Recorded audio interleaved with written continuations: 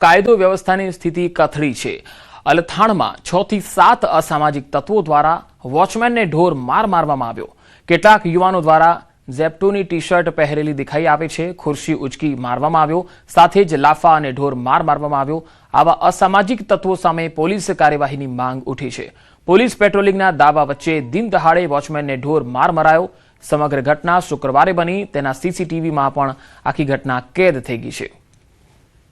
તો સુરતના અલથાણનો આ બનાવ, જેના સીસીટીવી દ્રશ્યો આવ્યા છે, તોફાની તત્વો કેટલી હદે બેફામ બન્યા છે એ તસવીરોમાં જોઈ શકાય છે।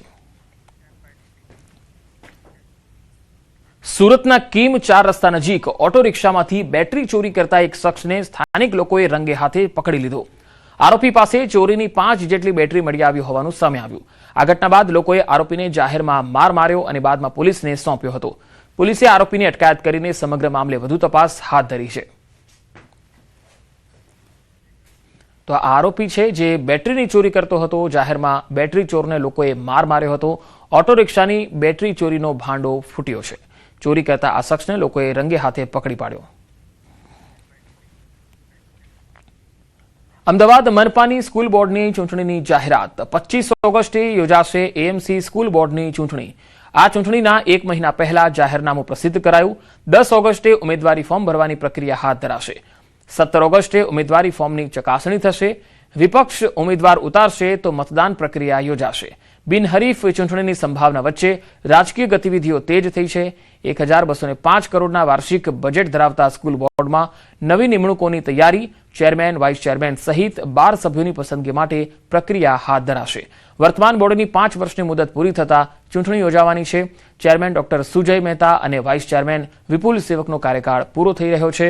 સ્કૂલ બોર્ડના ચેરમેન, વાઇસ ચેરમેન સહિત સભ્યોની પસંદગી પર સૌની નજર રહેશે। 25/8ના રોજ મંગળવારના દિવસે ચૂંટણીની પ્રક્રિયા કરવામાં આવશે। સાંજે 4 થી 6ની અંદર નિયુક્તિ પત્રક લેવાની તારીખ છે 10/8/26 સાંજે 4 થી 6 સુધી, અને ચકાસણી છે એ 17/8/26ના સોમવાર સાંજે 5 વાગ્યા સુધી ચકાસણી ચાલશે। અમદાવાદ મનપાની હાઉસિંગ કમિટીનો રોડમેપ, આગામી 180 દિવસનો રોડમેપ તૈયાર કર્યો છે। 12,700 જેટલા આવાસોના પજેશન આપવાનો લક્ષ્યાંક। વિવિધ આવાસ યોજનાઓ માટે 98,000થી વધુ અરજીઓ આવી। તૈયાર 7,825 મકાનોની સ્ક્રુટીની બાદ ડ્રો પ્રક્રિયા હાથ ધરાશે। ઈડબ્લ્યુએસ આવાસ યોજનામાં 51,000 સામે 32,000 મકાનોનો ડીપીઆર મંજૂર થયો। ઝૂંપડું ત્યાં ઘર આ યોજના હેઠળ 18,000 આવાસના ડીપીઆરને મંજૂરી। લાભાર્થીઓને ઝડપથી આવાસ ફાળવવા એએમસીની તૈયારી।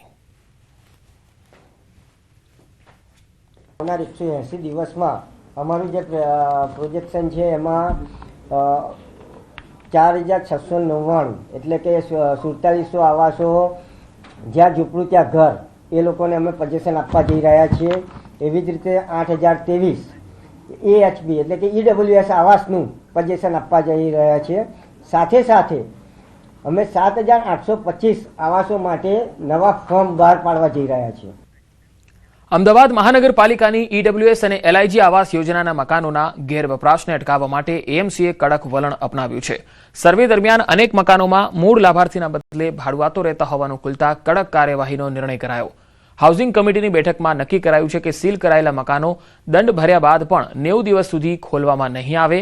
પ્રથમ વખત નિયમનો ભંગ થશે તો 50,000નો દંડ ફટકારાશે, અને ગંભીર કિસ્સામાં કે બીજી વખત જો ઉલ્લંઘન થશે તો 1 લાખ સુધીનો દંડ વસૂલ કરાશે।